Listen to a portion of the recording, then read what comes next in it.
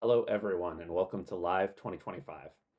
I'm Josh, one of the two organizers of Live this year, alongside Michael Homer. We're glad you're here. Live is an academic workshop exploring live programming, systems that make programming more interactive, responsive, creative, and integrated.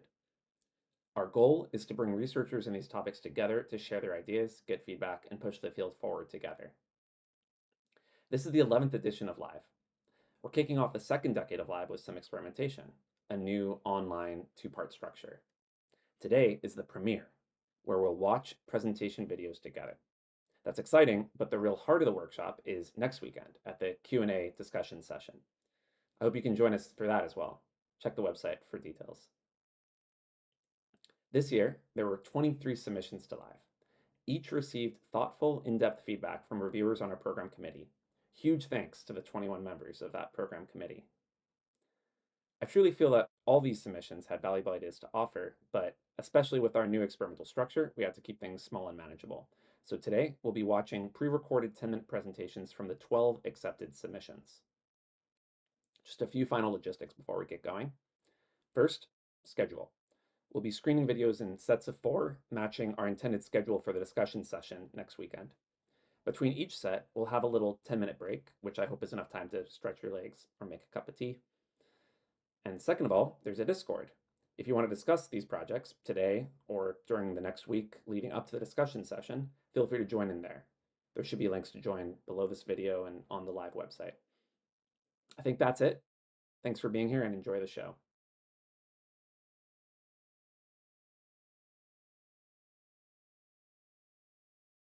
My name is Roly Perera.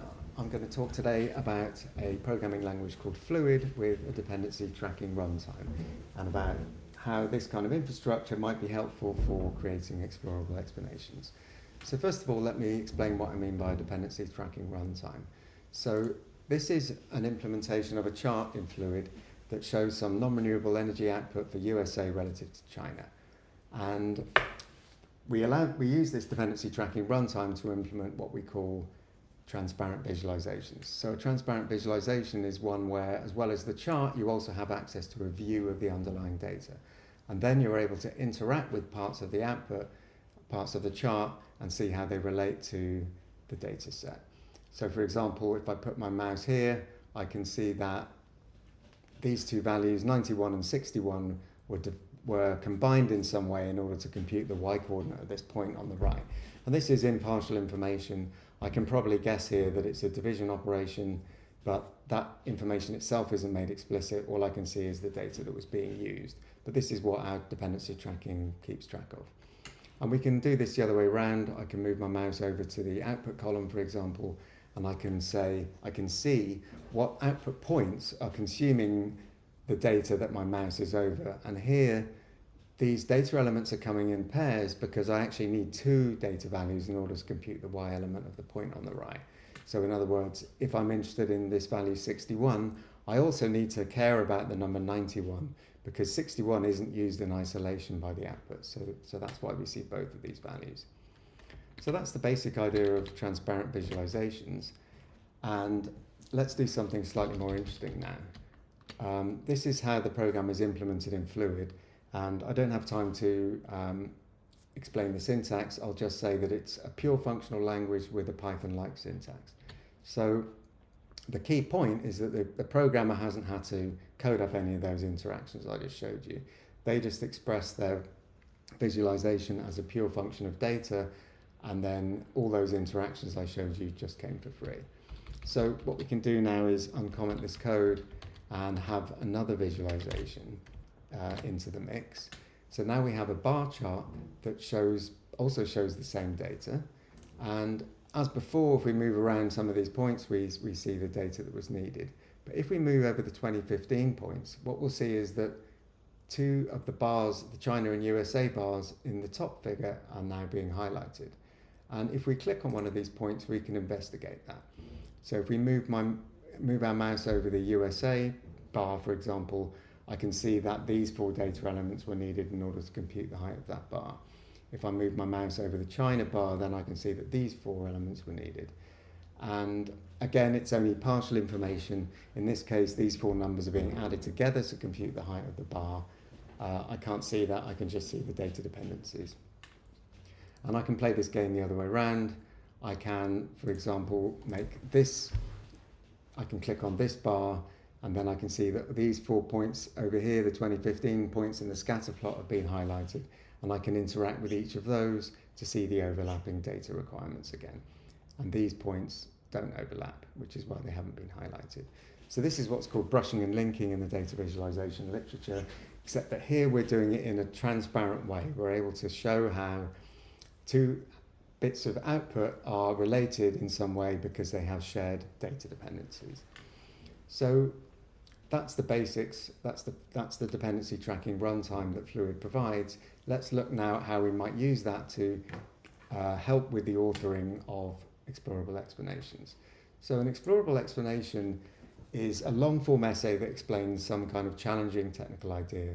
So this is an article from distill.pub that explains matrix convolution in a really nice way. I can move my mouse around in the input grid and I can see how data flows through to the output, for example. I can't do it the other way around, but it's still showing me something interesting about what's going on. And there are sliders down here that I can twiddle to get different implementations of convolution.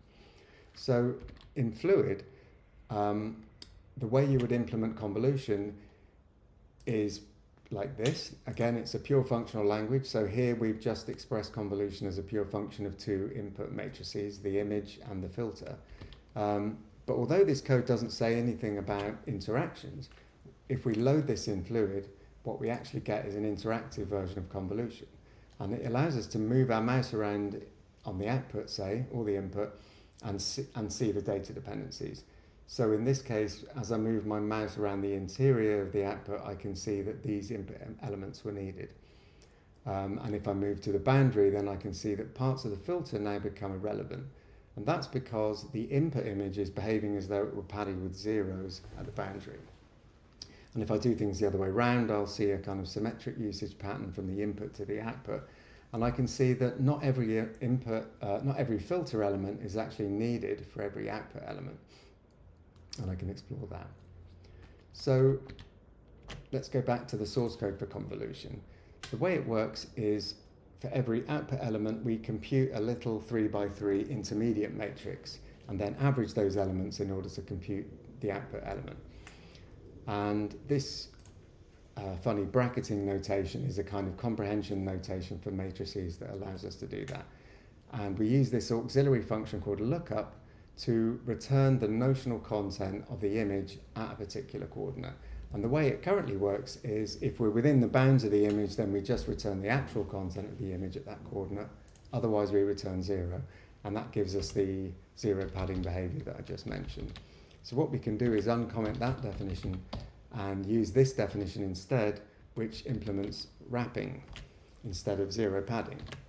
If we now look at the behavior of that algorithm, what we'll see is the same sort of behavior as long as we remain within the interior of the image. But when we move to the boundaries, we'll see that the filter no longer becomes partially irrelevant. Instead, what we see is the usage of the input wrapping. And if we go to the input, we'll see a similar kind of symmetric pattern again in terms of how the input elements contribute to the output. And we'll see that every element of the filter is now needed by every element of the output.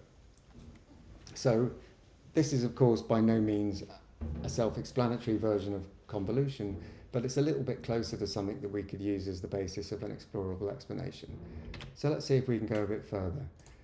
So one thing that Fluid allows us to do is attach these decorated dot comments to values. So what I'm going to do here by uncommenting that line of code is attach this dot comment to the intermediate matrix.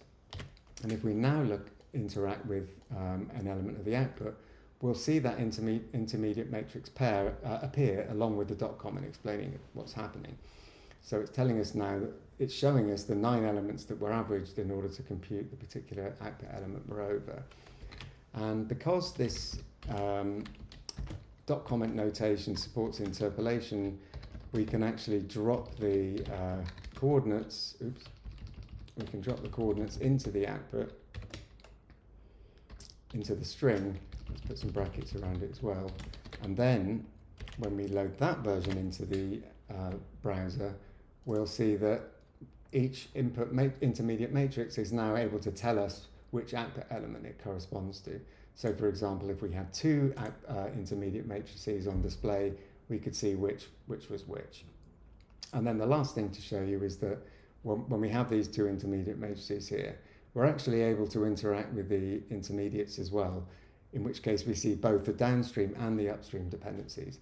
So this shows us that each intermediate matrix contributes to exactly one output element by averaging, but also that each element of each intermediate is coming from a kind of component-wise multiplication with an element from the filter and the input image. So we're still not all the way to a self-explanatory version of convolution, but it's still impartial information. We can't really see that it's multiplication, for example, that's establishing these data dependencies.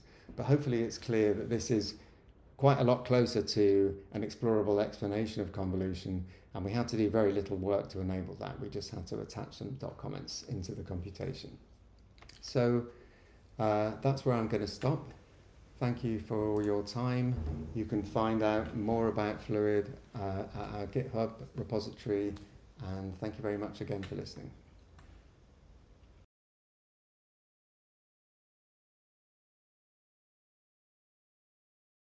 Hi, my name is Chang, and I'm here with Pontus Granström, and we made Scrappy, which is a tool that lets you make little apps for you and your friends. What do we mean by little apps for you and your friends? Some examples of these scraps, as we call them, are math exercises for your kid or a chores tracker for your family. So these are small everyday kinds of problems that kind of require custom solutions, basically the long tail. But you can't implement these kinds of things in a spreadsheet. So this is a perfect space for end user programming. So that's the scope of Scrappy. It's the stuff on the left and not the stuff on the right. For making little apps for you and your friends, we don't have to care about scaling to millions of users. We're not trying to replace things like React. Last year at Live, Jonathan Edwards gave a great keynote talk where he compared substrates versus the stack. And the stack is basically all the layers of software that we're talking about on the right here. And Pontus and I both hate the stack. It's no fun. But the point here is that for making little apps for you and your friends, the stack is just overkill. And since we're talking about end user programming, of course, we have to mention spreadsheets. And the way to think about spreadsheets is that you're working with data, and then you can sprinkle on a little bit of computation just where you need it. And it's exactly the same with HyperCard, which is the one other gold standard of end user programming. It's media with a little bit of computation sprinkled on top. So as a result, both spreadsheets and HyperCard feel like productivity tools. They don't feel like programming environments, even though you can arguably do programming in them. The data is just there in front of you. You can see it, you can manipulate it, walk away and come back, and it's still there. So we use words like live, tangible, persistent to describe these nice qualities. We forget that spreadsheets actually started out as paper. So really, spreadsheets and HyperCard are simulating physical media. So of course they're live, tangible, persistent. But the point here is that with spreadsheets and HyperCard, you're working with data first and foremost, and then the computation part is secondary. And then we have modern productivity apps where you are working with data and media. They are live and tangible and persistent, but there's no computation. In Figma, you can draw a button, but you can't really bring it to life. In Notion, you can put in your information, you can kind of organize it, but you can't do more with it. But there is this nice modern way of collaboration that we like with these tools, where you click the share button, you get a share link, and you send it to somebody, and the other person can, you can see each other in the same space, and you can collaborate in real time. So that brings us to Scrappy.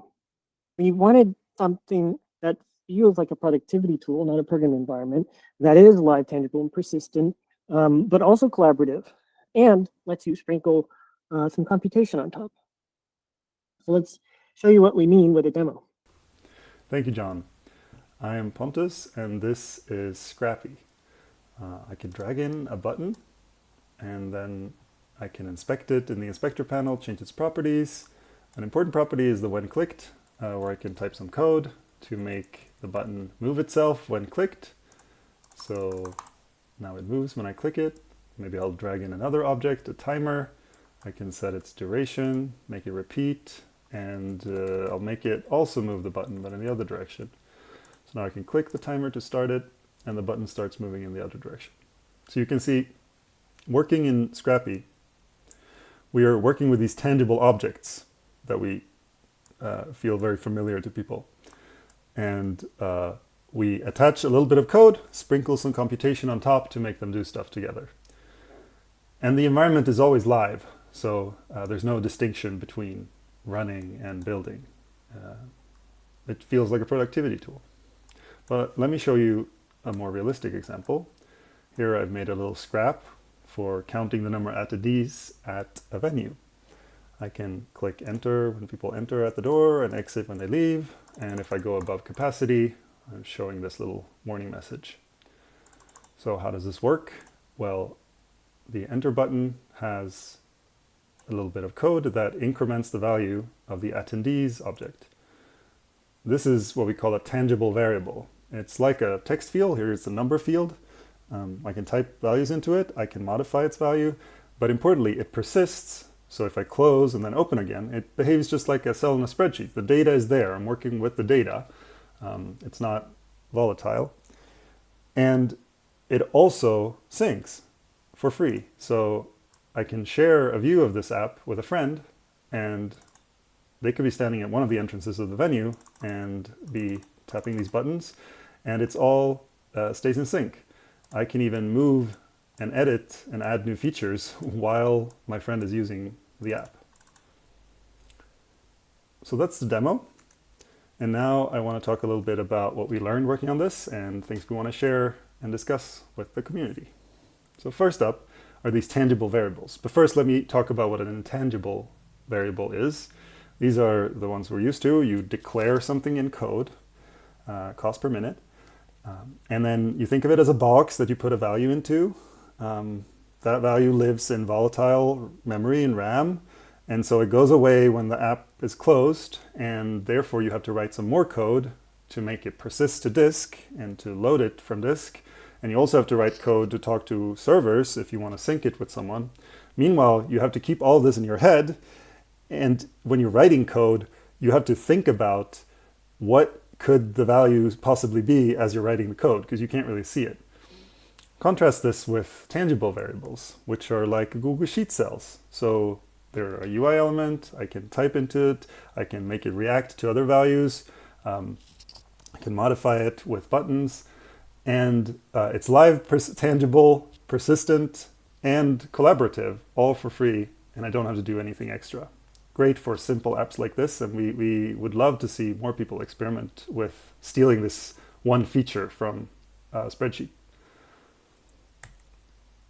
When we started this project, we were kind of anti-LLMs, or we didn't like the LLM hype train, and we decided not to use a lot of AI features in Scrappy.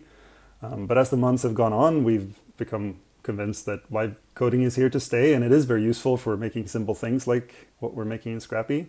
But when you're using Claude or Cursor or something like Lovable, while you might be prompting things, the AI is still writing text files, and it's sort of this traditional paradigm of the stack with lots of tools and lots of dependencies and lots of configuration you have to keep track of. And as a user, you eventually have to learn that stuff and interact with it, and it can be pretty daunting. So we think something like Scrappy could be a much better medium or substrate for making simple things, because we have these tangible objects on the canvas that you can look at and reason about, and there's just a little bit of code attached to each of them, just a sprinkle. And we think, could be a much nicer and more humane way to collaborate with the AI and tell it what to do. So we'd love to hear your thoughts on what a medium for vibe coding could look like. This project was born out of the question, why isn't there a modern hypercard, a go-to tool for making small little apps for me and my friends without having to deal with all the complexity of the stack? And we've shown you some of our work in solving this from the design side, but we also realized there's a social component to it, because when we talk to people about making little apps like this, it's hard for them. It was even hard for us to come up with small little problems that a tool like this would help solve. Because people are so used to going shopping for apps in an app store and like there already being a fixed solution, they don't think of making it themselves. And maybe this is because it's, you know, a tall order to learn programming just to make a few little scrappy apps. But think of knitting a sweater for your friend, or making your own bookshelf, or learning to play the piano. People do this because it's enriching, because it's fulfilling, because they want to learn stuff. And we were left with the question that we would love your thoughts on. Why isn't recreational programming more of a thing? This has been us. You can read more on the write-up or try Scrappy for yourself. Reach out if you have more questions, and hope to see you in the Q&A.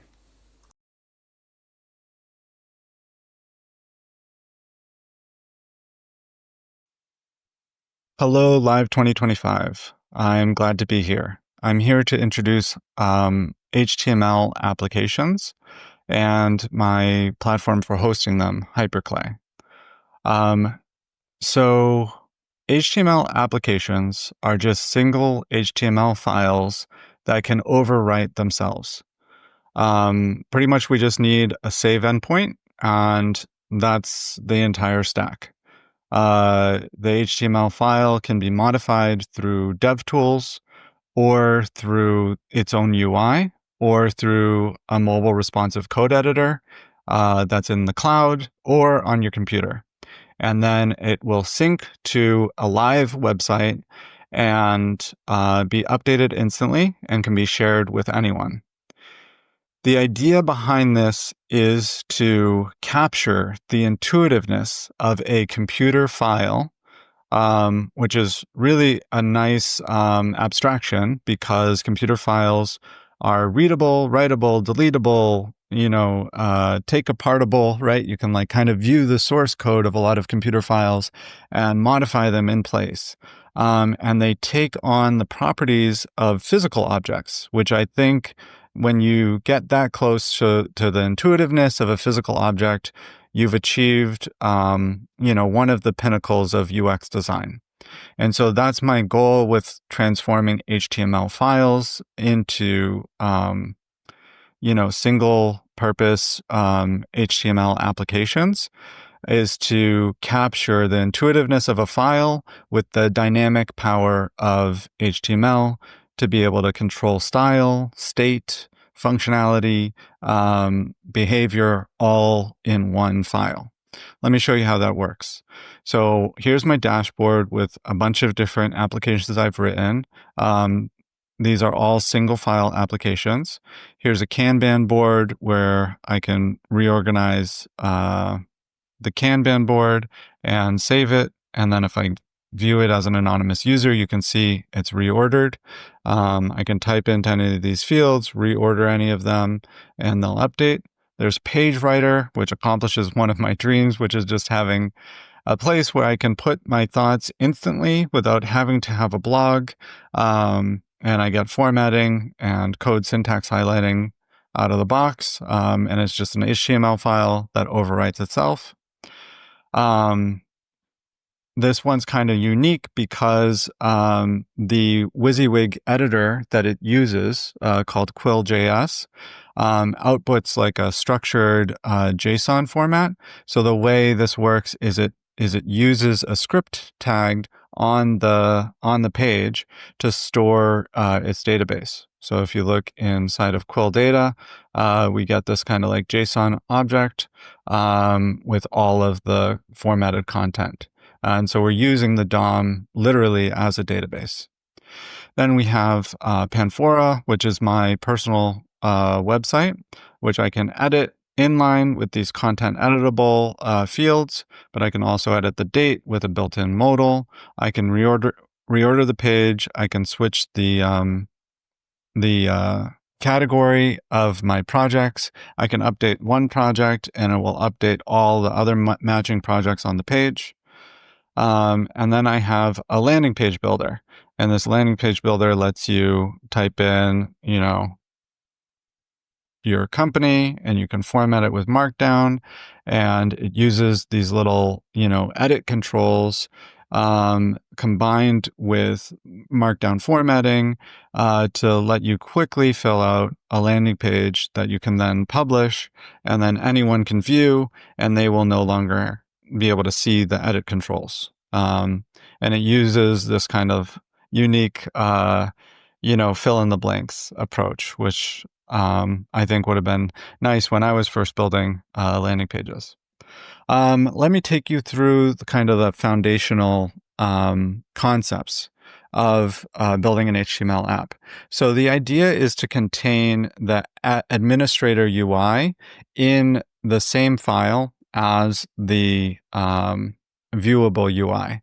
And so the way we do that is through the save phase, the save, strip, restore cycle.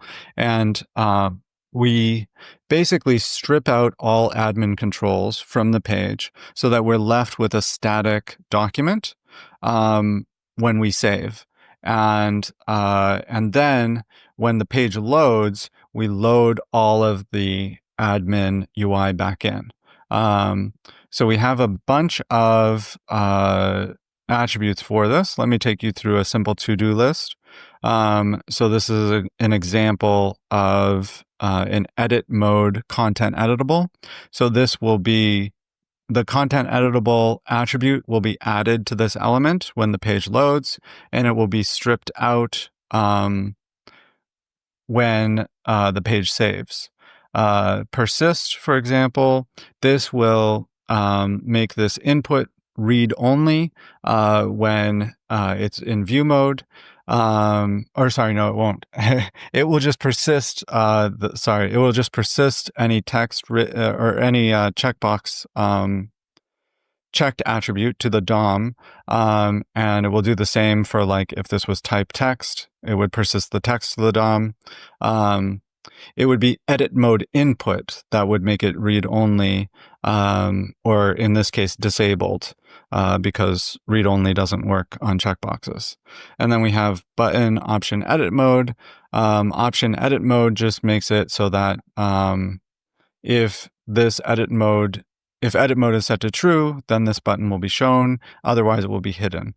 So there's a lot of attributes like this built into Hyperclay, but then you can also just add your own because you can hook into the save, strip, restore cycle yourself. One of the best things I've added to the DOM is this all.js library, which allows you to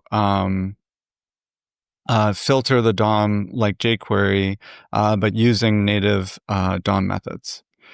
And then we have Hyperclay Local, which allows you to start Hyperclay in a local folder on your computer. And this is free and open source. And it allows you to take all of these HTML apps that you make and then use them as applications on your computer.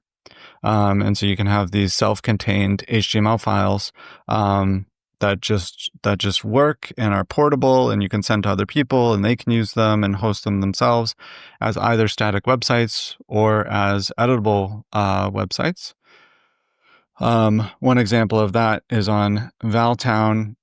This is a platform for creating full stack applications very easily. And we have an open source version of Hyperclay on there where you can use Valtown's own authentication. Another example,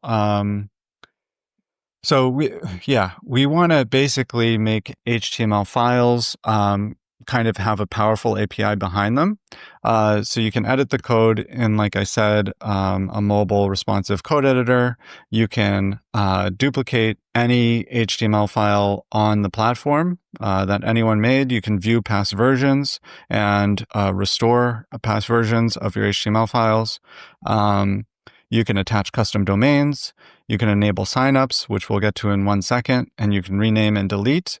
And then another kind of API we're going to add on top is the ability to version your apps so that you can extract data from an older version of the app and then add it into a new version of the app. And the way we'll do this is through this API, which allows us to call this data endpoint and pass in a JSON-looking object.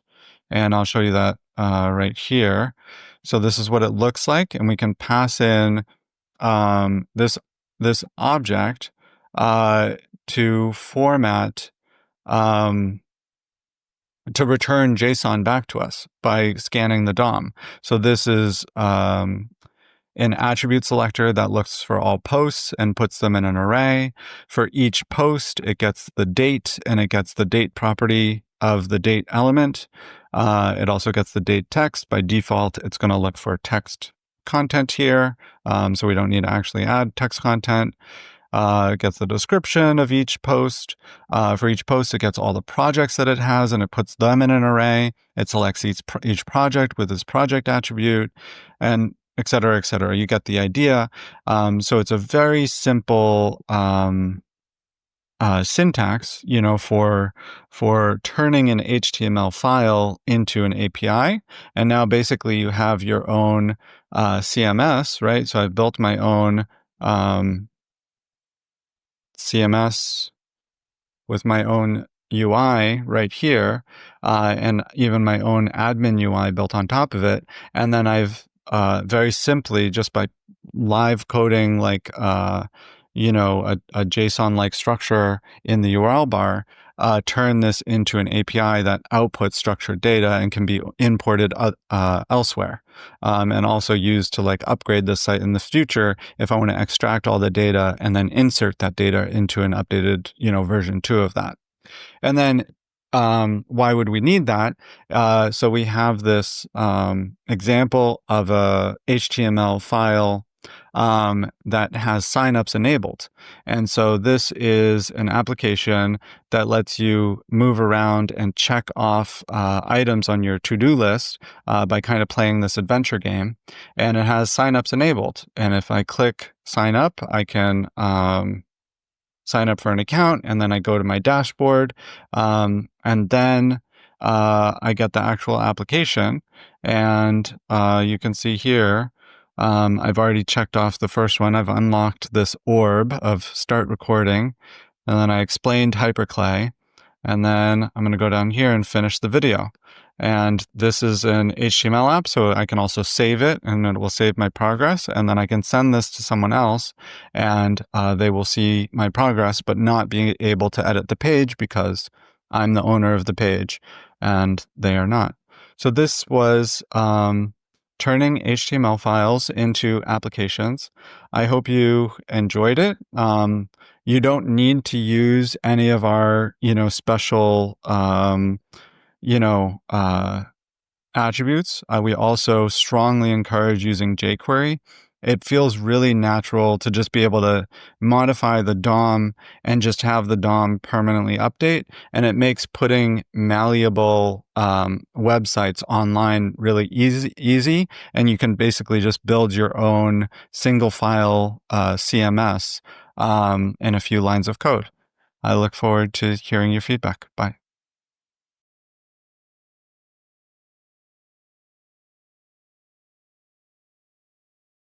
Hello, my name is Chris Shank. And I'm Orion Reed, and we are here to present our paper, Live Programming in Hostile Territory. Make sure to check out our research at folkjs.org and our paper at folkjs.org/live-2025. Our paper begins with the observation that live programming tends to gravitate inwards towards the creation of fully circumscribed universes. This creates a dynamic where the success of these environments is measured by domination, achieving adoption by displacing rather than integrating with the existing tools and practices. Whether this is intentional or not, this is usually justified as a means to explore and experiment with new forms of liveness. Traditional programming, which makes use of text files and text editors, leverages ubiquitous plain text infrastructures that resist single system dominance.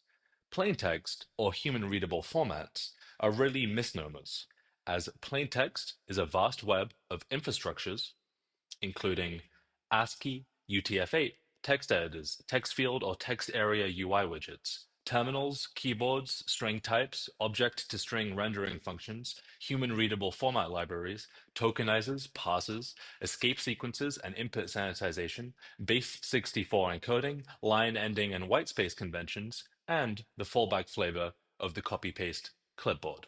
So, human-readable really just means ubiquitous infrastructure. This infrastructure is not to be taken for granted, and we should not assume that it will emerge naturally for live programming environments. Rather than accept this inward trajectory of live programming environments, or to wait for new ubiquitous infrastructure to naturally emerge, we advocate for this community to extend its research from the creation of new environments to the augmentation of existing ones. This is what it means to do live programming in a hostile territory, to do it outside the comfy walls of your live programming environment, where you have full dominion. In this vein, we propose 3 adversarial strategies to situate live programming in existing context of use. We believe the key to enabling outward-facing integration and moving beyond success by domination strategies is free addressability, which seeks to maximally advertise the structure of the application via a transparent addressing scheme, without requiring permission or coordination from the original creators. Our strategies exploit the fact that user interfaces expose more addressable surfaces than the underlying program. Adversarial annotation challenges the assumption that live programming requires purpose-built environments. It shows how some types of live programming can be achieved through lightweight annotation on existing addressable surfaces. For example, while web-based systems will often break if the structure of their DOM is modified, they often tolerate addition of new attributes that encode interactive functionality. Furthermore, annotation encourages the decomposition of functionality typically trapped within these environments. Here we demonstrate how adversarial annotation can be used to turn Wobble Web, an HTML-first graphics editor encoding environment, into a real-time collaborative environment via the addition of a single HTML attribute. In the DevTools console, we load the attribute via CDN into 2 separate instances of Wobble. We then annotate the same element with the FolkSync attribute and the ID of the shared CRDT document. Wobble is now a collaborative live programming environment. The attribute achieves similar functionality to systems like WebStraits by syncing DOM subtrees via CRDT, but without requiring migration to a dedicated platform. Notably, Wobble makes it easy to embed another live coding environment called Hydra into it, which also becomes collaboratively editable. This shows how our adversarial approaches of annotation and embedding can be combined together. While adversarial annotation augments existing systems in place, adversarial embedding makes whole systems composable to the outside world. It acknowledges the default conventions, security policies, and architectural assumptions that treat these systems as discrete, non-composable units. In some cases, cooperation from an environment's author is needed. In other cases, when systems provide no embedding interface, protocols can be used adversarially to force integration around existing boundaries. In this demo, we show a sand physics simulation interacting with DOM elements, including those that live across iframe boundaries. It uses a post message protocol that is injected adversarial into the iframe via a web extension that ultimately enables the outside world to observe bounding box changes. This establishes real-time bidirectional communication between systems that typically exist in isolation. In this second demo, we show what a spreadsheet looks like when it's designed to be freely addressable through a surface like the DOM. Not only can this spreadsheet be easily embedded into any web page, this approach enables all kinds of permissionless augmentation. Here's how it works. Each cell in the spreadsheet is a custom HTML element. It is addressable via its row and column attributes. It contains an expression to evaluate and a value that is the output of that expression. It also includes a list of dependencies extracted from the expression that are themselves other HTML elements. Propagation of values happens through DOM events dispatched from the cell, meaning anyone, including other cells, can observe granular data dependency changes from the inside and outside of the spreadsheet. The default styles and layout of each cell can be overridden, just like all HTML elements.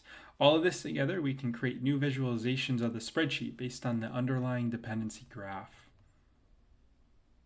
When systems provide no addressable surfaces, adversarial extension creates addressability by repurposing whatever infrastructure remains available. Unlike annotation, which works with systems designed to tolerate additions, or embedding, which requires systems that allow runtime code injection, extension operates on closed systems which do not tolerate addition to their internal state or modification to their execution environment. Accessibility APIs represent one addressable infrastructure ripe for reappropriation. Operating systems expose accessibility trees to support assistive technologies, creating a parallel addressable representation for every running application. While this interface provides only a limited view of application state focused on user-facing elements rather than internal program logic, it offers near universal coverage across every running application. Our prototype demonstrates how this infrastructure can be repurposed for external augmentation. A WebSocket server connects a web overlay to accessibility and windowing APIs, making it possible to query, subscribe to, and modify the interface state of any running application. This creates an addressable surface where none existed before. This prototype shows the Ivory messaging application augmented with two external interfaces, an editable outline view of its accessibility tree, and a regex-based find and replace interface for text editing. This regex functionality, absent from Ivory itself, demonstrates the kind of read-write querying possible across boundaries we usually consider closed. Proprietary applications with no APIs, closed-sourced code, or deliberate restrictions on extensibility. Since applications cannot opt out of accessibility infrastructure without breaking assistive technology compliance, this approach works even with systems designed to resist external intervention. And the same augmentations can work universally across any application. When users experience live programming capabilities situated in place rather than sequestered in dedicated environments, we hope they begin to see such integration as normal rather than exceptional. We believe pluralistic practices that subvert intended boundaries create pressure like water finding cracks, persistent forces that gradually reshape systems towards openness. We believe this community needs to confront the question of change.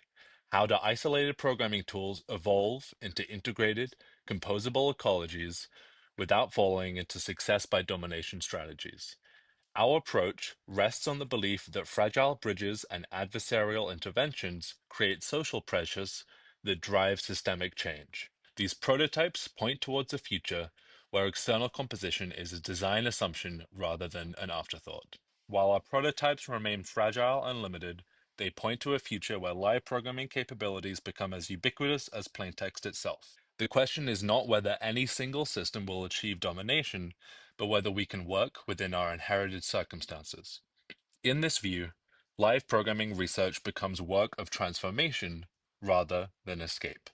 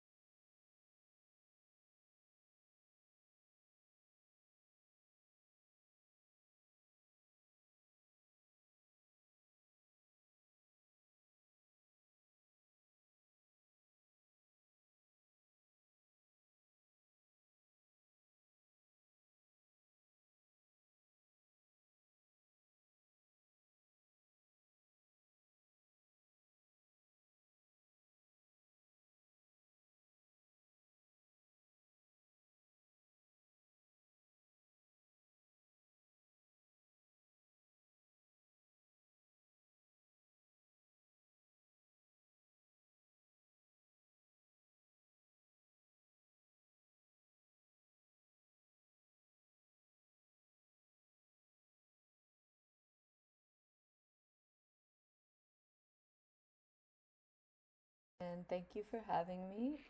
My name is Olivia Jack, and I will be talking today about a project called Wobble Web. I am talking to you today from within Wobble Web, which is a browser-based visual and code editor for making and sharing small websites. By visual editor, I mean that you can drag things around the screen and use different UI tools to update various parameters of them. There's also a set of sliders, and there you can update different additional CSS properties. Everything that's editable with the visual tools is also editable directly in the code, and so you can see as I drag this around, for example, the CSS properties are directly changing. And basically everything in Wobble Web directly mutates the HTML and also uses observables to observe the HTML and update itself accordingly. And so none of the tools like the code editor or the visual editors are really intertwined. The only shared state is the HTML document itself. I'll make this a bit smaller. Maybe I'll change the color of my camera. And I will continue on. Wobble Web is online at wobble with 3ws.org. It's very much experimental and in progress, so it's likely to change at any time, which makes it more fun. Some more details, it's just HTML. All the state is contained in HTML. Some HTML elements can modify other elements. This makes it compatible with anything that can view HTML or that works with HTML as well. It also means that you could directly edit things using the browser developer tools and that the changes persist within the document. And so when you go up here to save, you can just download your little website as a single HTML file, or you can publish directly to static site hosting, and even generate an RSS feed for all your little wobbles that you've created. More details, the text editor morphs the DOM tree rather than replacing it to preserve complex state.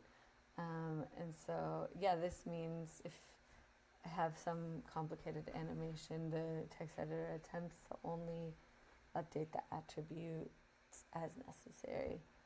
And the idea is to create an environment that is friendly and welcoming to extensions to that environment. And we're still working on this, but there's a menu for adding things, and the idea is that you can add the entire kitchen sink here, and so and I hope as well that there could also be different types of tools that you could add, and I will explain more on that later. Everything is exported to a single HTML file for the time being, including if you add an image, it exports an HTML file. It's experimental and in progress. Additionally, I mentioned it's compatible with other libraries. For example, this is Alpine.js, which is a library for adding interactivity just via HTML. And so because that library uses this paradigm of state contained in HTML, it works well. And so we're able to have this interactive slider just by here we download Alpine, and here we do this. So we spent the last months mostly creating this initial container and working on the export, and especially We've been working a lot on mobile interactions, and so that you can pinch and zoom and just kind of move things around like a collage. But something I've been personally working on for the last week and a half or so is extending the idea of custom elements. And so an example is that we've created a custom element for the text editor itself. And so this means, I could this is just an HTML element, and I can edit it here, and just as also when I edit here, it live updates, or I could like change the color. And the way that this element accesses another element is via a CSS selector. And so you could put any CSS selector and then edit any element, or have multiple little snippet editors across the page.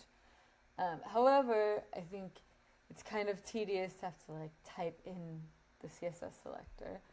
And so I've been experimenting with something that is tentatively called magnetic patching. So this just means when I drag whatever element I drag this to, it becomes able to edit that element. Oops, the scrolling is not helpful. Okay, well, let's go down here. So whatever element I drag it to, I can edit that element. So this is another fun element that I will explain in a second, but for now I'm editing this code, and it's I'm able to edit this element that's over here. And you can see this little region corresponds to the region where I'm looking for an element to input to this element. And so now I'll talk about this element over here. This is Hydra Synth, and it's a custom element with Hydra Synth, which is a library I first made about 7 years ago. That's a video synthesizer, a JavaScript live codable video synthesizer. And so this is Hydra encapsulated in a web component. And this is right in here, this is JavaScript code that you can edit, and it live updates what's running there. But also these Hydra elements have attributes, and just like the HTML editors, you can also connect other elements to these just by dragging them close. So I don't have so much time, but I will show an example. So one of the types of attributes that Hydra element can have is a numerical input. And so as I drag this, you can see it's changing this attribute. And then I can use that within the code. So now you can see this is changing the color. I could add a second one. And so what this magnetic patching is doing is it's just based on the types as defined by a given element. So each HTML element has certain attributes. Those attributes have internally documented or externally documented types. Based on those types, it looks nearby and finds elements that can output those types in some way. So now we have a second slider as well, so we can keep changing different parameters. Hydra also has types that are textures. So here, this element is taking the textures to its left as a type. And so as what I find exciting about this is that I can kind of define bits of logic in the code and then drag these pieces around and have kind of unexpected things happen just because of what I'm like, how I ended up layering the elements. And this even, let's see, I think maybe it will add my face could become the input. Let's see. Oh yeah, there it is. That scroll is annoying. So I'm about out of time. I want to special thanks to collaborators, Jack listed here. And also I wanted to shout out Shank from Folk.js. I learned about this project a few weeks ago, and so we've discovered we have a lot of similar ideas around custom elements, and so we've been kind of discussing what can happen with those. So thank you so much for listening, and also thank you for NLNet for generously supporting this project.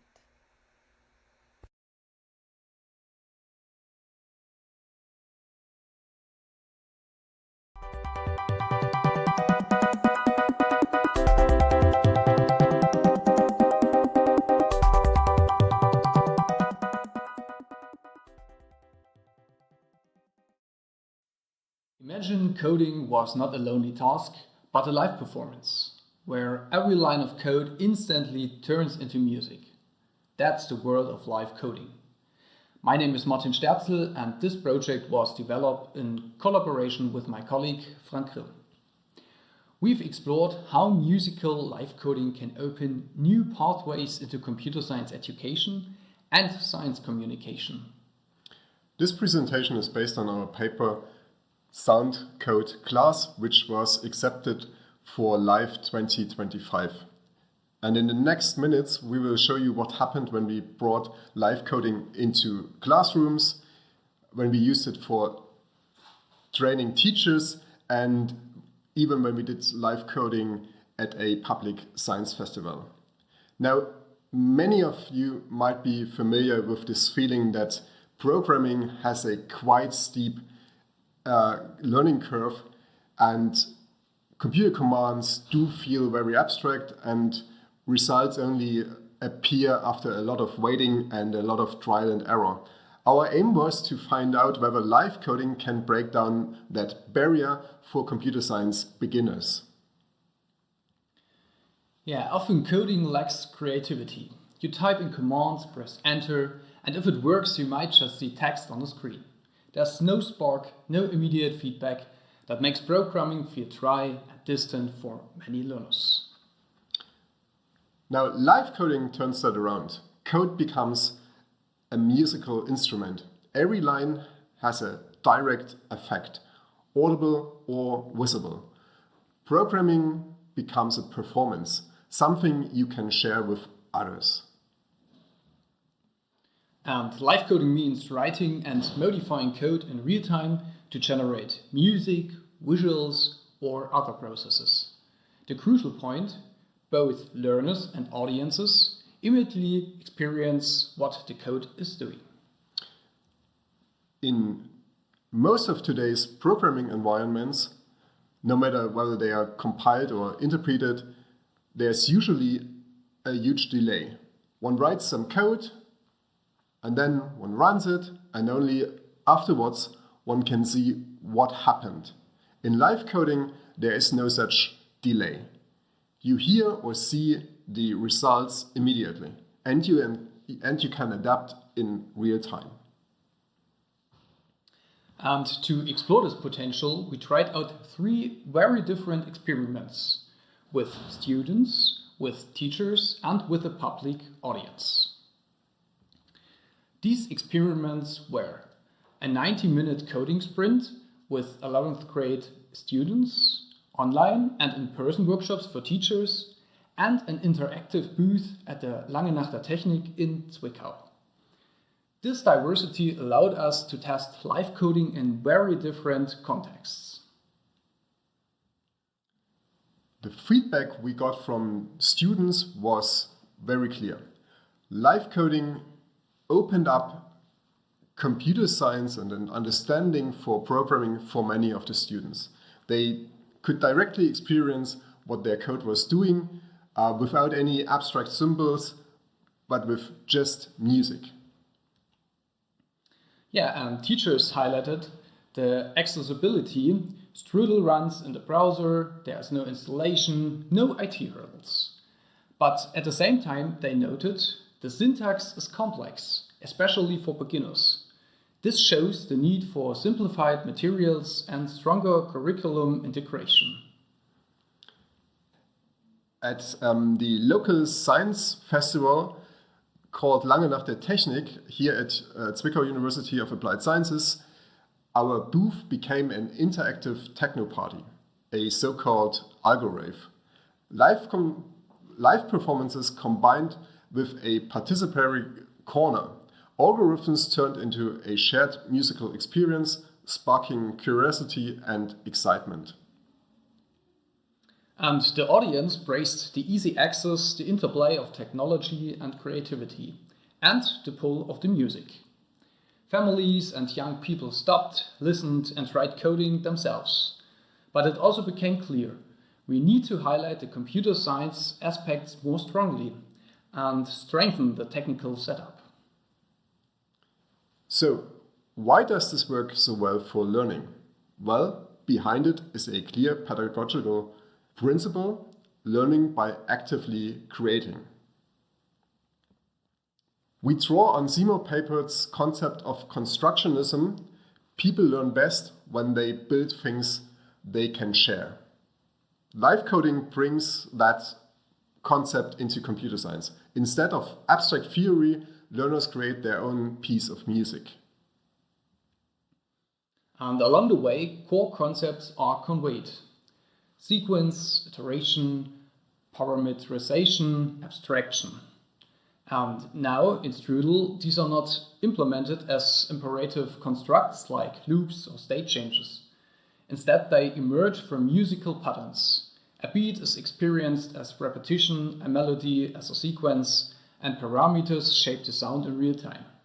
This functional declarative perspective doesn't mirror the curriculum one-to-one, but it allows learners to experience these ideas concretely and creatively, which can be a bridge back to the curricular goals.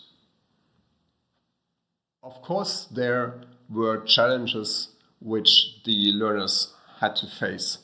As we all know, programming syntax and technology can be quite frustrating. The learning curve is very steep, but live coding also creates creativity, a positive error culture, and low threshold access because of browser-based technology.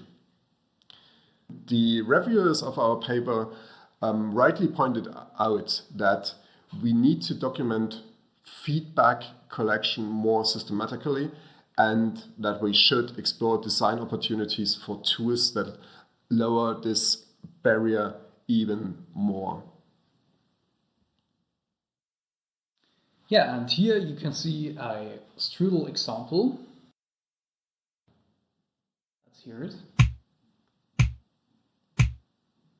And yeah, you can see with just a few characters and a simple command, you can create a simple rhythm. And learners immediately hear how small changes shape the sound, and this instant feedback creates powerful aha moments. Now, we sincerely believe that live coding can grow from niche to mainstream, not only in art but also in education. It connects technology with creativity and reframes coding as a cultural practice. Yeah, and our conclusion? Live coding can change technology and computer science education. The key is the right balance of didactic framing, technical stability, and creative openness. Looking ahead, we aim to evaluate learning outcomes more systematically and to integrate live coding more strongly into curricula and outreach strategies. Our vision: programming understood not just as technical skill, but as a cultural practice.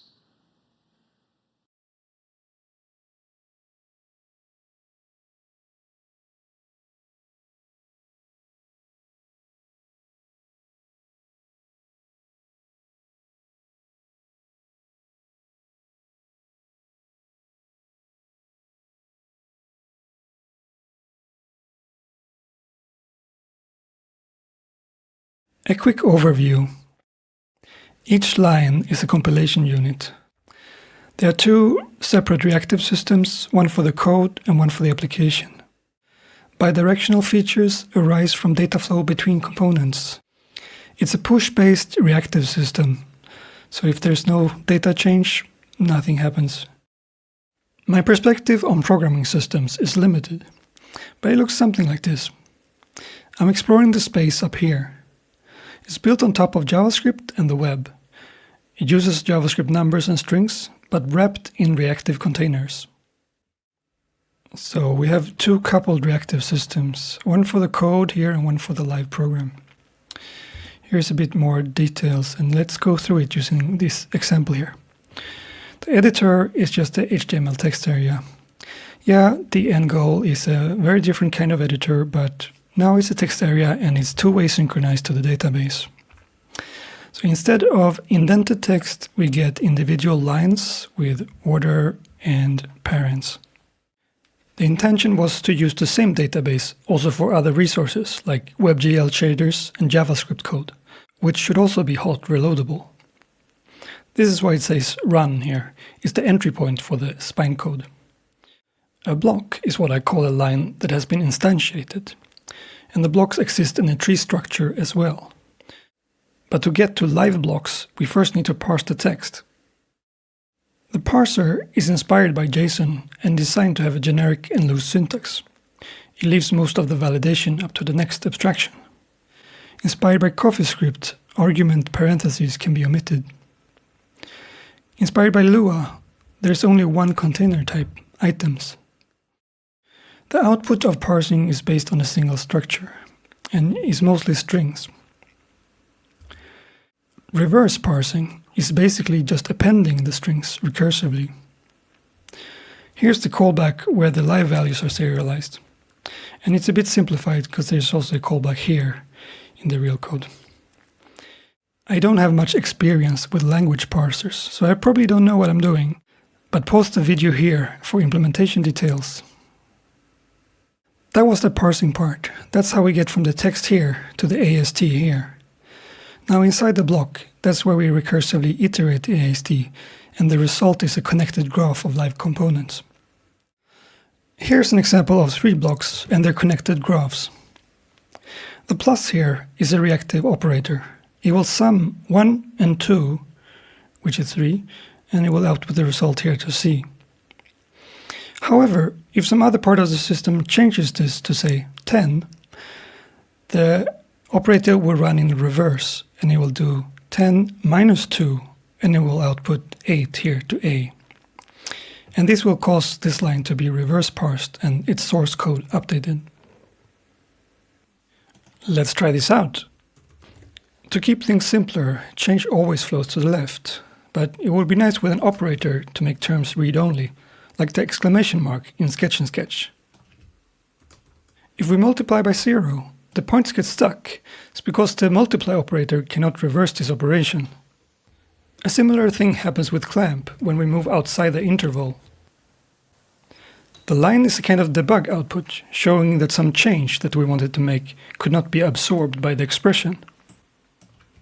Round is a similar example. It creates a snapping behavior. For round, only integers can be absorbed, and it's the absorbed value that should pass through to the input. When implementing components, I think of this as conserving information. It seems to be a useful guide as long as the reverse flows to a single input. In this example, we have values A and B represented by the gray squares here, and we have a blue one which jumps when I press Control. So when Control key is down, this code here is instantiated. But this does not actually change the C here. Instead, a new reactive value is created, which exists in all the lines that comes after. So the namespace is distributed in the block tree, and it uses backward deep traversal to look up symbols. This enables a way to rewire the program that aligns with our intuition about imperative programming, and at the same time increase the expressive power of the language.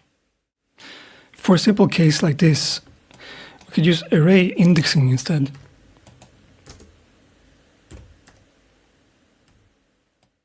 And it would have the same effect. Or we could use the mix function, which is non-binary.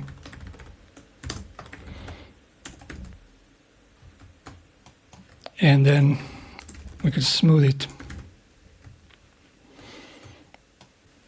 But what happens if we put it right in the middle? Yeah, then we move both of them. Let's draw a line to explore the behavior further.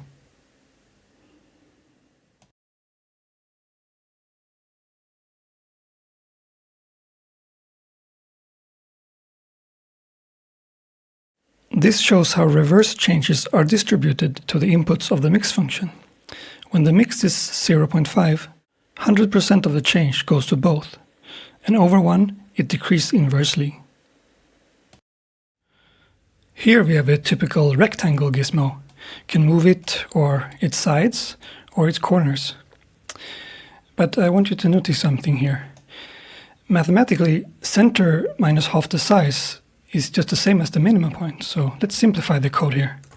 It looks the same, but when we move the rect, it just moves the corner now. So while bidirectionality enable a way to express behavior, we have to slightly revise our expectations about expressions. In this example, I can move this point using the arrow keys. I can also smooth it. Now this is not very far from a minimal game.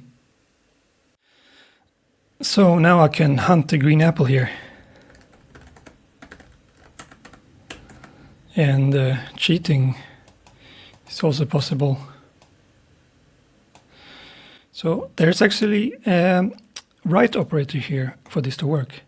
And I'm not sure if this is a good idea. Anything that feels like an event maybe should rather run imperative code. Here we have a slider abstraction. Def is like class, and it uses bidirectionality to define behavior, but the data is kept externally.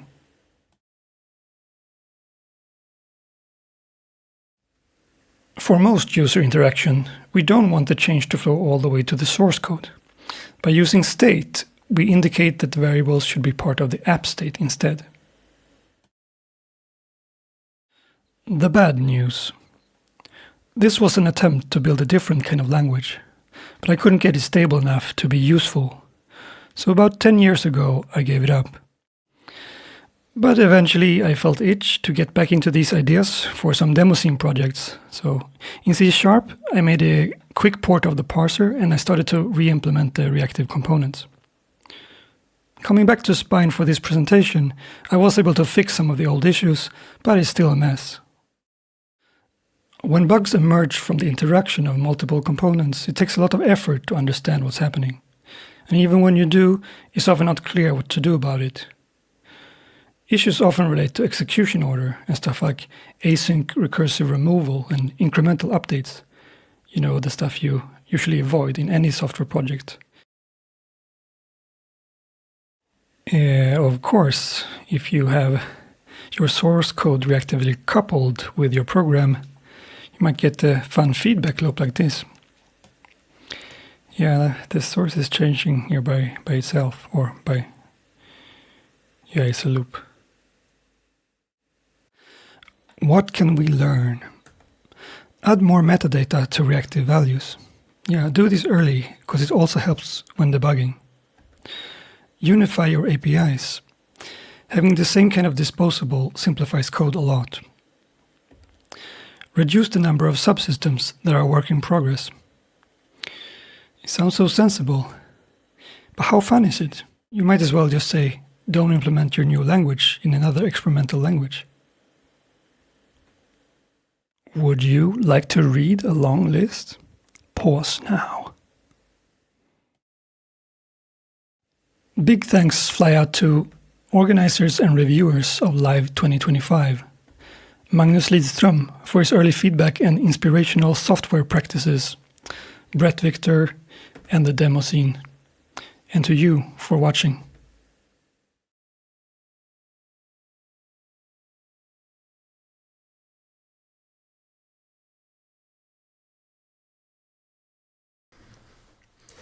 Hello, My name is Marek Rogalski. In this presentation, I am going to show you Automat, a new open source tool for automating games. Here, you can see a machine that repeatedly presses a mouse button. As you can see, the Automat's interface is heavily metaphorical. The sleep function looks like a timer. The function to press a mouse button is literally an image of a mouse. When you see a machine, it's rather easy to figure out what it does just by looking at it. Here I'm moving the mouse and Automat is pressing the buttons for me.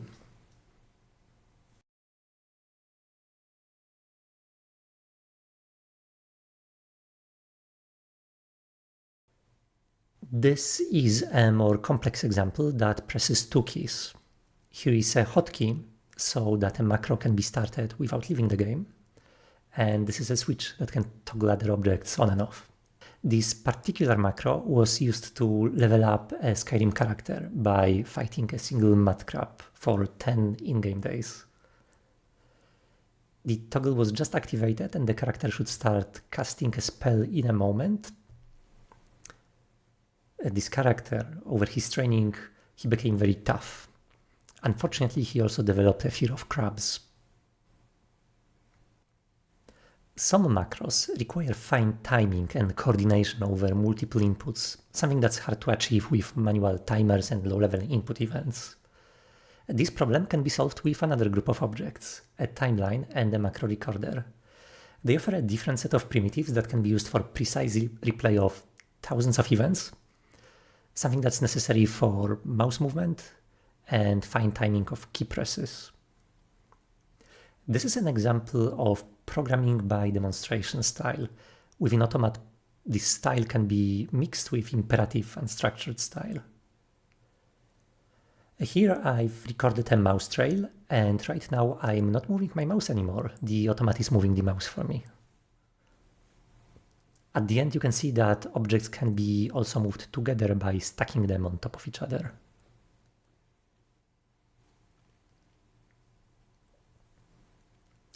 Usually, a macro recorder is not activated directly, but rather with a hotkey. Here is a typical example of how this is done. Placing the object takes a couple of seconds, after which I record a short piece of text.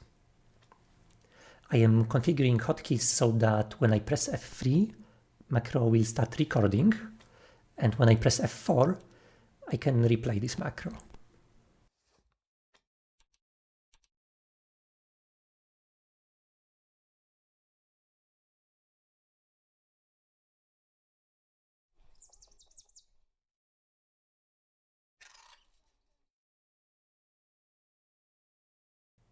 You can notice that macro recorder records its own hotkey, F3. It has to be deleted so that the macro playback doesn't start recording at the end. But this has to be done only once. If I clear the timeline, the cable for F3 will now stay disconnected. You can also see that when I press F4, the cable between the hotkey and the timeline blinks. I can also use it to create a loop rather easily.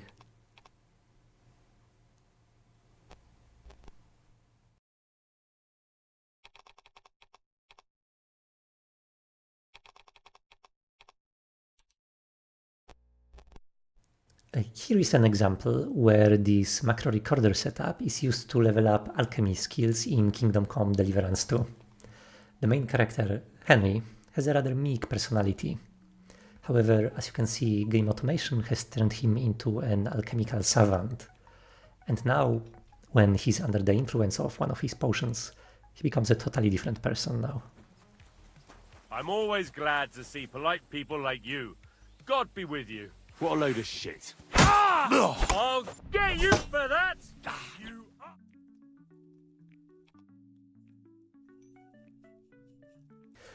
Other types of macros require more complex control. Currently, Automat solves this problem using machine code scripting. The player can compose low-level instructions to steer control flow within Automat. Programs built this way are translated into actual machine code and executed directly on the CPU. This makes them as fast as handwritten assembly.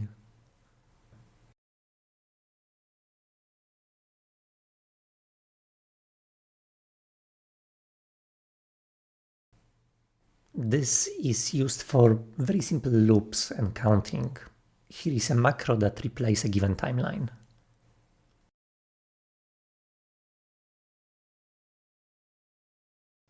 Here is another example where machine code is used to buy alchemy ingredients from a merchant in Skyrim.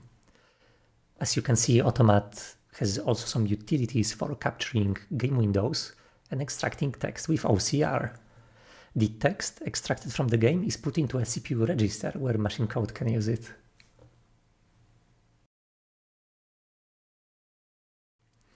As you can see, Automat is a game automation tool.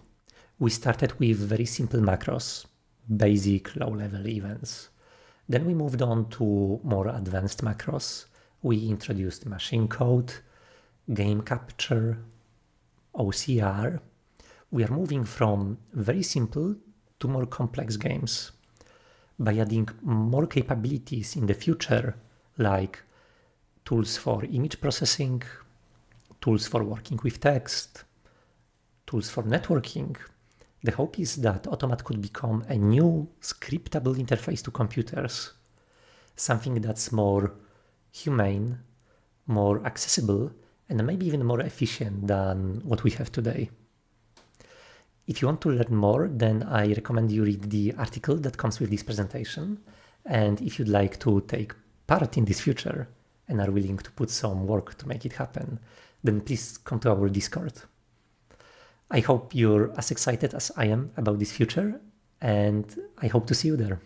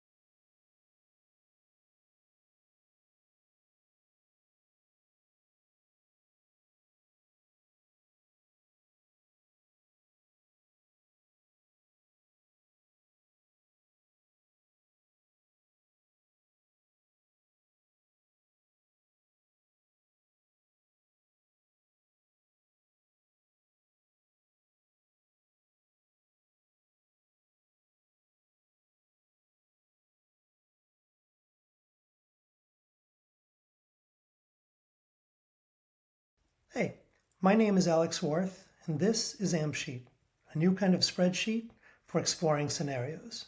This is joint work with Geoffrey Litt and Avi Bryant at Ink and Switch. Okay, so people use spreadsheets to think through financial models, budgets, and any situation that involves considering lots of possible scenarios. Spreadsheets answer what-if questions without forcing us to recalculate everything by hand. You just make a change and then see the effects. But, as you're about to see, exploring the space of possibilities using a traditional spreadsheet kind of sucks. It can take a lot of work. In our Ambsheet project, we're experimenting with a small extension that goes a long way. Here's the idea. What if a single spreadsheet cell could hold multiple values at once? I'll let Geoffrey explain. So I have a simple monthly budgeting spreadsheet here, where I have a monthly price I'm paying for my car, my apartment, and my Netflix bill. And then I have a total cell where I'm summing them up. Very straightforward. But now let's consider, what if we wanted to compare two different cars that we're thinking of purchasing? How might you go about that in a typical spreadsheet? Well, one thing you can do is change this number back and forth. So I could say 1200, look at this, but now I have to remember, wait, what was the other original price again? So I can change it back and forth and so on. We call this toggling. It's very convenient, but it's unfortunate that you can't compare all the possibilities side by side. Now, another thing I could do is start restructuring my spreadsheet. So I can make a new column next to this one, where I'm going to replace the 500 with the 1200, and I'll redo my formula here as well. And now we can see both of the prices, so that's great. However, there are other drawbacks to this approach. When you get to larger sheets, it can become quite cumbersome to do this kind of restructuring of adding new parts of your sheet. And this doesn't scale very well, because imagine now if we wanted to consider two possible apartments, we would need to manually add two more columns here, and there's a lot of manual work involved with that. Let's do it a different way. In Ambsheet, we ask the question, what if you could just tell the spreadsheet that in a single cell you're considering multiple values? And if you could directly communicate that, then the spreadsheet could help you think through the possibilities. And in Ambsheet, you can do exactly that. So I'm going to replace this 500 with this syntax, 500, 1200 in curly braces. And what that does is now you can see this cell contains either 500 or 1200. We call this an amb value. And that name comes from the amb construct in the non-deterministic evaluator in the SICP textbook. And you'll see another thing, which is that these cells remain the same, but the total cell also has two possible values. And that makes sense because we're now looking at two possible cars, so there's two possible totals. If I'd like to, it's pretty obvious in this case, but I can click on the totals and see which of these totals corresponds to which of the cars that we might buy. Now, we can also add new amb dimensions beyond this first amb dimension that we added. So if I change this apartment to also be an amb value, now we have two possible apartments and four possible totals. And in fact, if we look at this sidebar, which shows details of the selected cell, we have a nice table here that shows us very clearly what's going on. We have two dimensions of amb values, the car and the apartment, and we have four possible values displayed in this 2x2 matrix. And we can clearly see what the four possibilities are and where they came from. So that's the basics of amb values. But as you start getting to these sort of multidimensional spaces of scenarios, it's very natural to ask, how can we actually explore and make sense of these scenarios? And that's where filters come in. I've already shown you a very basic version of filtering, where if I click on this car, 500, I can see throughout the sheet, these are the two totals that correspond to that possibility, and these other ones are grayed out. So that is a kind of filtering. And you'll see we have a filter sidebar here where I can do the same thing, across multiple cells, and I can filter down my total that way. Where filters get really interesting, though, is that you can also filter on formula outputs. So let me show an example of that. Let's say we have a number we don't want to go over for our monthly budget, cash on hand. I'm going to say it's 4,200. And we can write a formula called can afford, where we compute, is the total under our cash on hand? It's very simple. B7 is our total, and that has to be less than B9. Now note, when I write these formulas, they're just normal spreadsheet formulas. I'm not thinking about and values at all. The spreadsheet takes care of propagating these multiple possibilities through our formulas for us. I'll hit enter there, and now I get 4 Boolean values corresponding to these 4 totals being affordable or not. Now, as a last step, I can set a filter on this output cell, filter to true. And what that does is, as you'll see in this total cell, we've now filtered out, we've grayed out the totals that we cannot afford. Furthermore, it kept propagating back through the computation, and we see this $3,700 apartment grayed out. And that means there's no world in which we can afford this apartment. There's no total we can afford that includes this apartment as part of it.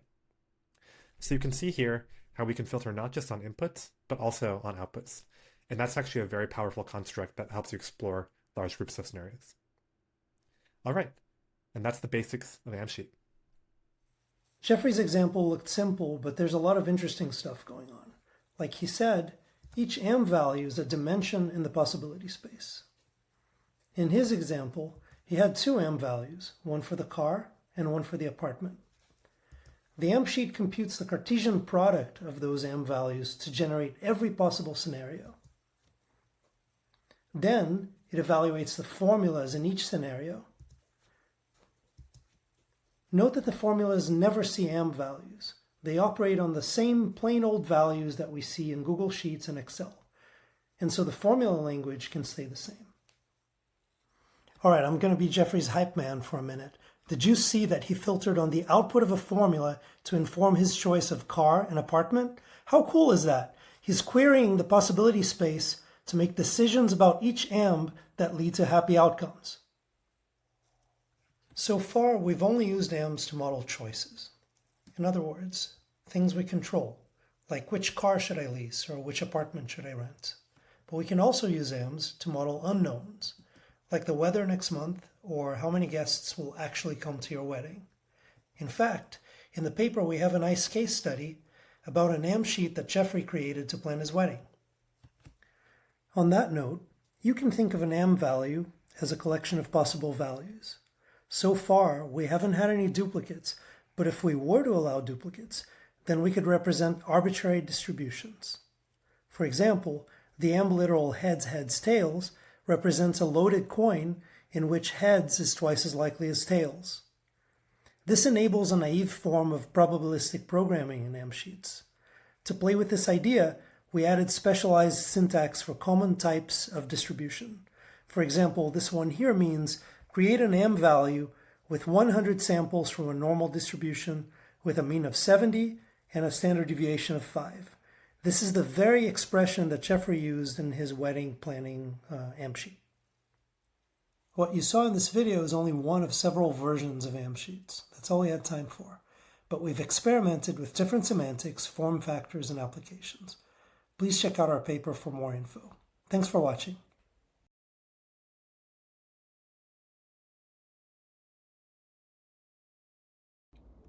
Hello everyone, I'm Luyu Cheng from the Hong Kong University of Science and Technology. Today I'm excited to share with you the design of a new debugging interface for expressive pattern matching. Pattern matching is one of the cornerstones of functional programming, and over the past decade, it has been adopted by many modern languages, even those that aren't purely functional. It gave us a convenient way to do case analysis and to destruct the values safely. For example, in Rust, we can define an algebraic data type expr that represents arithmetic expressions. It might have cases for numbers and for operations. When we have a value of type expr, we can pattern match on it. That let us handle each possible cases explicitly, and in each branch, we immediately gain access to the relevant sub-values. With those, we can go ahead and evaluate the expressions. But here's the catch. The surface syntax of pattern matching, the way it looks in code, has hardly changed since it was firstly introduced by Birstyle, and this comes with some headaches. Last year, at Uppsala 2024, we introduced something new, the Automat conditional syntax, or the UCS. The UCS subsumes both traditional pattern matching and if-then-else expressions. It does this with a new construct that we call splits. A split is essentially a series of small pattern matching predicates. Each one looks like V is P then E, where V is a value, P is a pattern, and E is the consequence we should take when V matches P. And at the end, there may be an else clause that acts as a default. Splits are powerful in three ways.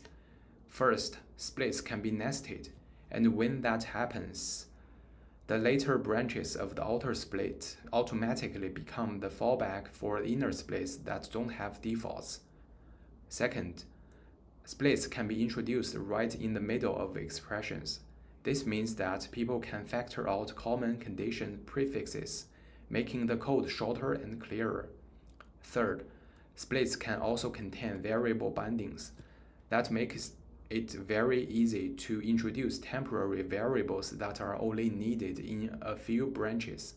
And to make it even nicer, the entire syntax uses friendly natural keywords. That way, functions and programs written with UCS can be read very fluently. Since then, we've developed many extensions around the UCS. For example, while expressions that are based on splits. We've also designed shorthand constructs and generalized splits to appear in many other syntactic structures. But one thing was still missing, and that is debugging. We realized that most languages don't provide debugging features designed specifically for pattern matching, and even when they do, these features don't work well with the UCS. So we set out to design 3 user interfaces that making debugging the UCS more easier. The first interface focuses on the subvalue that makes a pattern fail. We call such value a culprit. Let's look at an example taken from a parser. Here, we first check if peak, the next token is a symbol wrapped in sum. Then we make sure that operator op, the value extracted from the symbol token, is not a right parenthesis. Next, we apply the function expert.opprec to operator. That gave us the left and right precedence of that operator. And finally, we check whether the left precedence is greater than the parameter prec. If any of these checks fail, the control flow falls into the else branch on the last line. Now, with the traditional debugger, if it stops at line 9, we don't know why. We don't know which check failed or which value caused it. Our interface makes this visible. It highlights the failed pattern in red. Patterns that haven't been visited are shown in gray, and the successful patterns and conditions are shown in green. This way, the programmer can immediately see the culprit. The second interface takes a broader view. It visualizes the footsteps of control flow inside UCS expressions. As I mentioned earlier, in the UCS, the outer branches serve as fallbacks for inner ones. So when the debugger stops at a particular branch, the execution might have come from several different paths. The goal of this interface is to help answer the question, where have I been? Here's an example. We have a function that checks whether a given AVL tree node is balanced and performs the appropriate rotation if necessary. When the debugger stops at the last line, our interface shows the pattern and the conditions that were tested earlier. This becomes even more useful when we combine with the first interface. Together, they can reveal very detailed contextual information about how the program got into its current state. The third interface focuses on recursive functions. UCS expressions are especially useful in small recursive functions. For example, many binary tree operations can be implemented with just one single UCS expression. This is a great property because the tracing of a UCS expression can be visualized very neatly. As a tree, Here is an example, a substitution function from the untyped lambda calculus. On the right, you can see how its execution can be visualized as a tree. The visualization emphasizes three things. First, the reference of values to be matched. Second, the control flow across branches in splits, and the outcome taken in each case. With the tracing data, we can even highlight the exact edges followed in a single function call. This is extremely useful for experienced programmers, as they can often spot bugs immediately just by noticing unusual control flow path. And if we aggregate the tracing data from all calls of a recursive function, we can get a big picture. We can see the recursion, how the recursion started, how it progressed, and where it ended. That gave us a grand view of the entire recursive process. So, to conclude, we have showcased three debugging interfaces for the UCS. First, the corporate pattern highlighting. Second, visualizing conditional flow. And lastly, automatic recursive function tracing. These features are still in development, and in the future, we plan to run user studies to evaluate their effectiveness. Thank you very much, and stay tuned.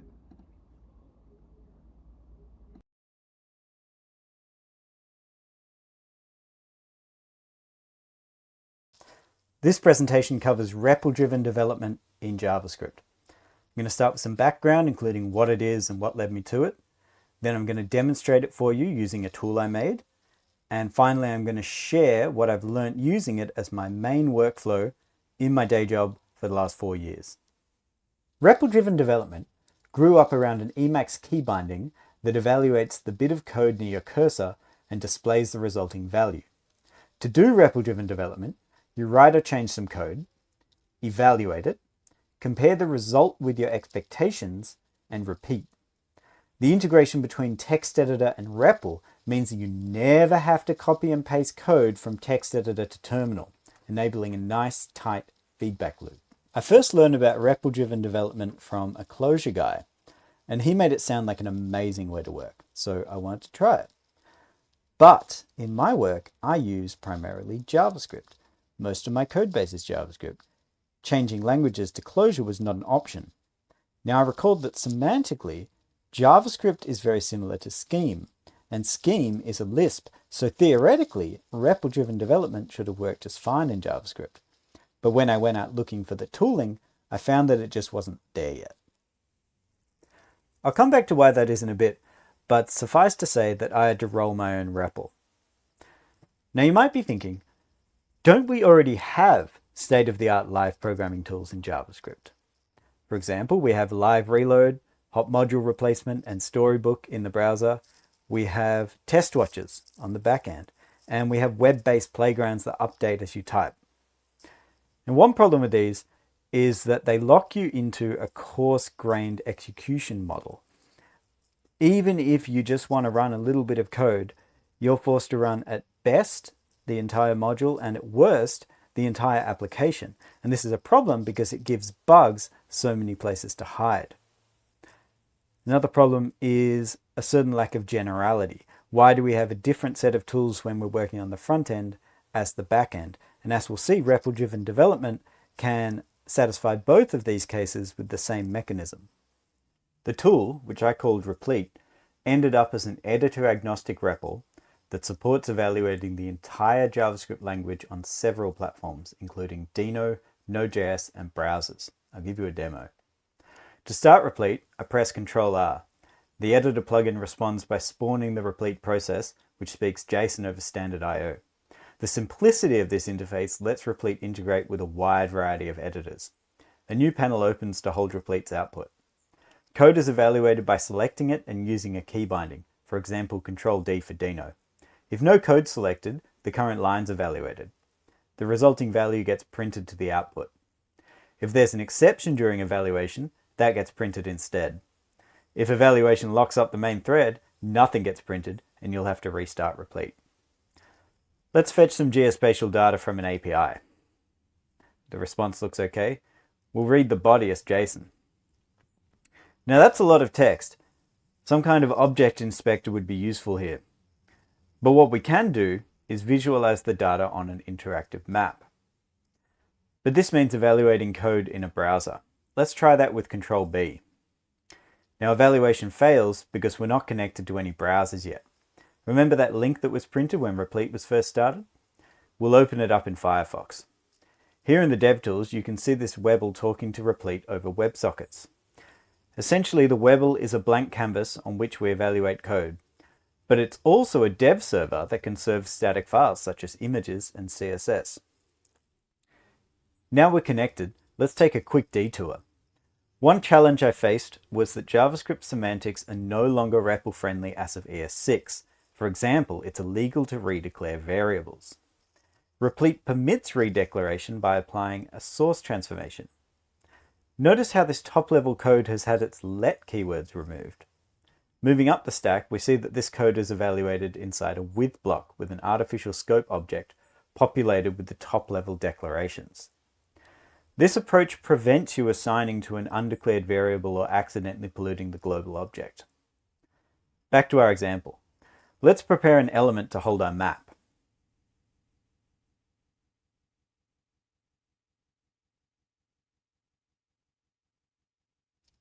We'll import a library to render the map.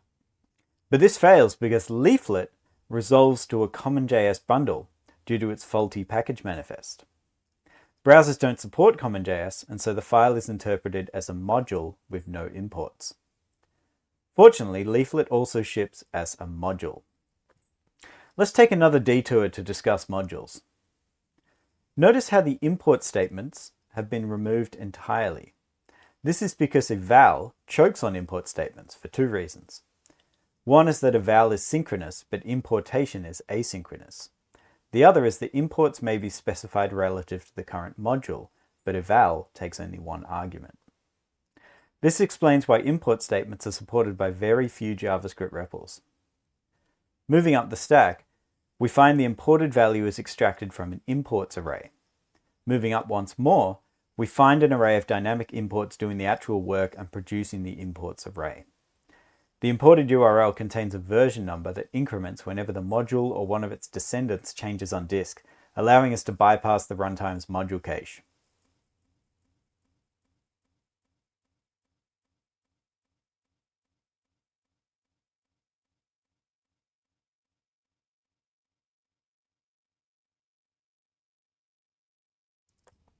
Our map looks all screwed up because Leaflet depends on an external CSS file. Some frameworks allow for the injection of CSS via JavaScript imports, but browsers don't support this and nor does Replete. Rather, the import.meta.resolve function is used to resolve a URL to the CSS file, which is then loaded via a link element. The same function can be used to resolve other static files, such as images, and it has the benefit that paths can be specified relative to the current module. Even though we declared the GeoJSON variable in the Deno REPL, we haven't declared it yet in the browser REPL, so we get an exception. One tricky aspect of using the REPL like this is that just because code is visible doesn't mean it's been evaluated. And inevitably, it becomes too difficult to keep track of which code has been evaluated when. And that's when we start evaluating the whole module. But when we do that, we find we have two containers. To clear out lingering elements, we reset the DOM.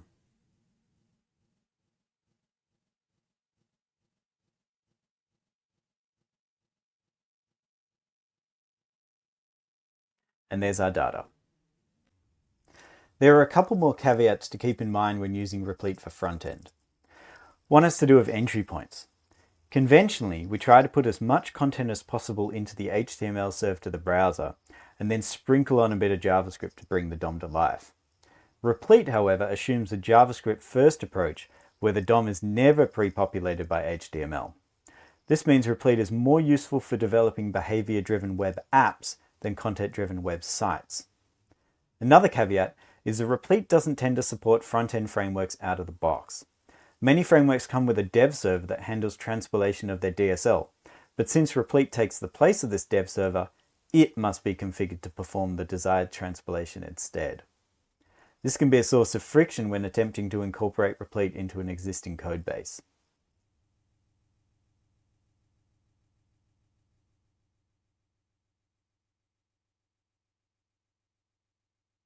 Four years of using Replete in a commercial code base has taught me a lot.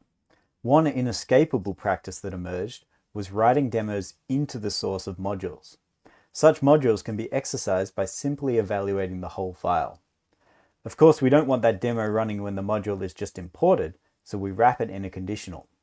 When import.meta.main is evaluated by Replete, it's always true. The only other time it's true is when the module is run as the entry point of a command line runtime. When your modules are able to demonstrate themselves, it becomes convenient to navigate the dynamic behavior of your application via the code. Furthermore, a module's ability to run itself in isolation implies good modularity, making implicit dependencies like CSS resets and centralized state management much less attractive. All in all, REPL-driven development in JavaScript looks and feels radically different to conventional JavaScript development. It penalizes sophisticated source transforms, discourages the use of HTML, and demands a high degree of modularity. What it provides, though, is a fine-grained understanding of code's behavior, from expressions up to modules, out of which can be crafted applications that are reliable and maintainable.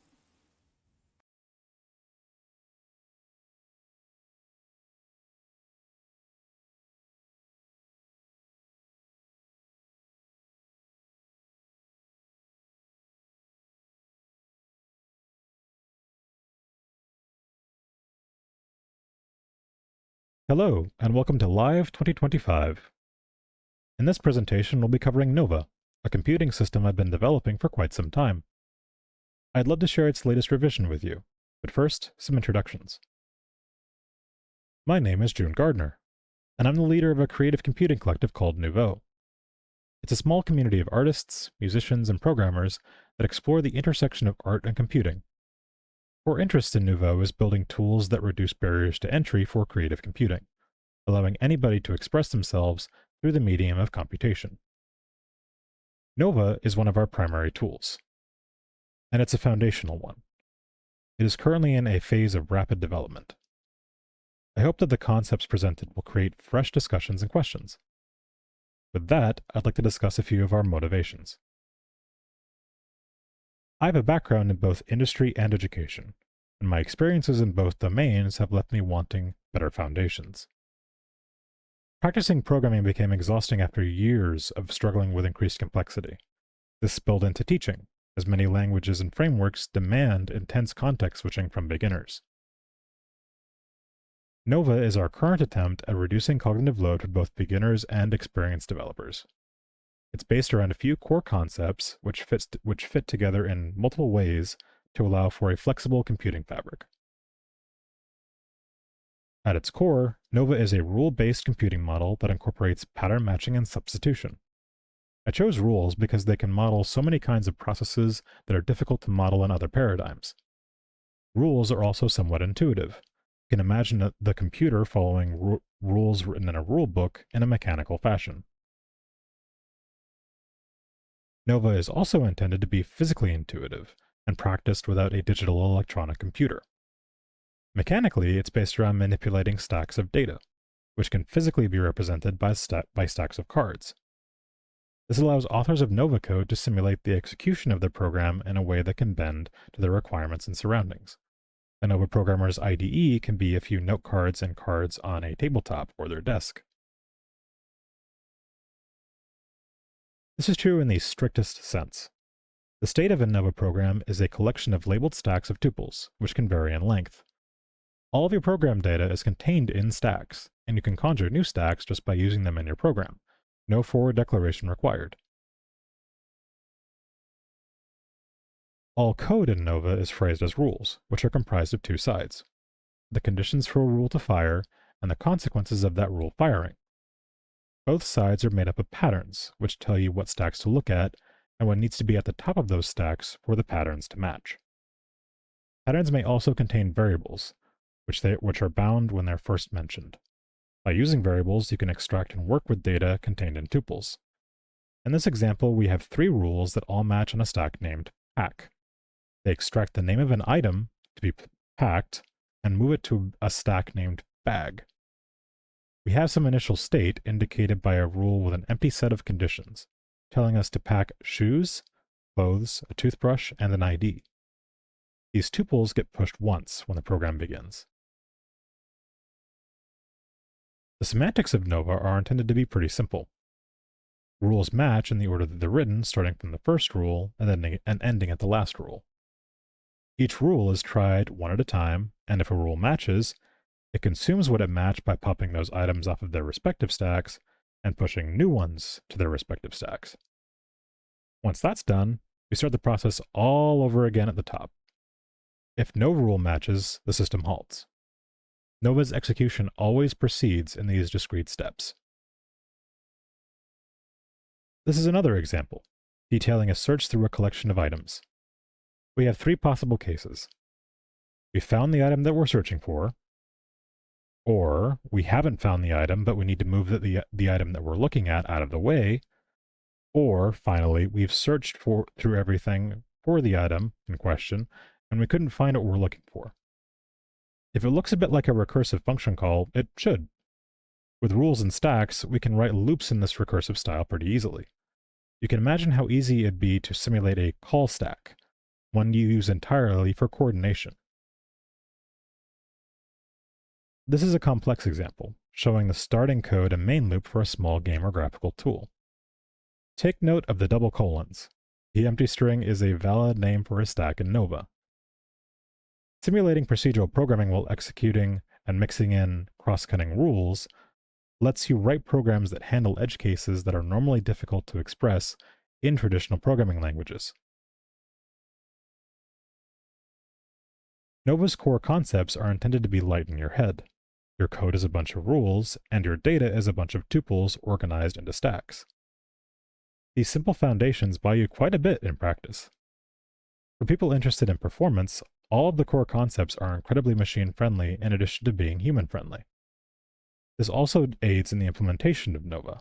It's easy and fun to write your own Nova compilers and interpreters, and many individuals in Nouveau have done so. These concepts also give you benefits when using Nova in traditional programming environments and setups. Because computation happens step by step, you can pause, serialize, reload, and resume Nova programs, even mixing and matching state. This is incredibly useful for testing and rapid prototyping, and goes hand in hand with the fact that Nova is both compiled and interpreted. It's not possible to perform self-modification of Nova programs, and this means you can compile Nova not to just machine targets, but a wide variety of languages. Being able to bolt Nova onto complex programs opens the way to faster iteration times and more opportunities for collaboration. You can quickly move from an abstract sketch written in natural language to Nova code that actually functions with very few modifications. On top of this, the priority-based rule matching lets you do some pretty neat tricks. Nova was originally built to allow easy modding and patching for games, and it's possible to apply that generally to any program. For example, if you define a new rule that overlaps with an old rule in an existing program, the old rule will become dead code, while the new rule will take over. This allows you to compose small patches together to yield larger programs. This also allows you to build up kits of functionality that allow you to write the way you'd like. Functions, state machines, event-oriented, and data flow-oriented programming are all one hop away. This adds up to what I feel is an incredibly cool way to do computing. Nova programs can be constructed and simulated physically with things like handwritten note cards, stacks of playing cards, or just paper and pencil. Nova as a computing medium can bend not just to the hard technical requirements, but artistic visions as well. It can be a communication medium that allows experienced developers to work with pure beginners while remaining a practical tool that both groups can carry on their journey through computing. But enough talk. Let me show you some demos of Nova actually running.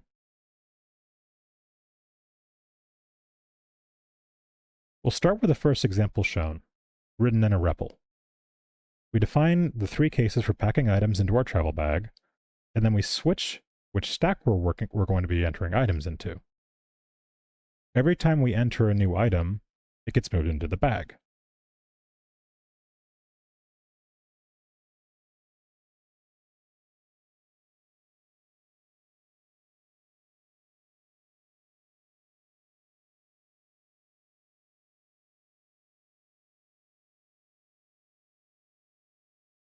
We'll move to an example of search. As we enter items into our collection, they each get pushed into the items stack. Then, once they're all entered, we can search for them by switching to the search for stack and entering an item to locate. We can also search for something that doesn't exist, and our program will tell us that it couldn't find what we're looking for.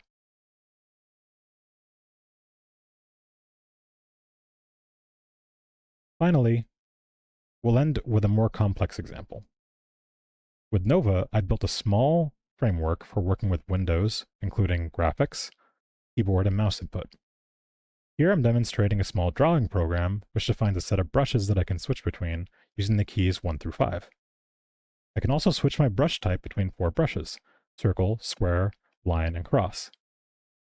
Using the plus and minus keys, I can increase and decrease the brush size. If I hit the R key, I can hot reload my code. I can define brand new brushes by overriding old ones. That patch let me draw confetti.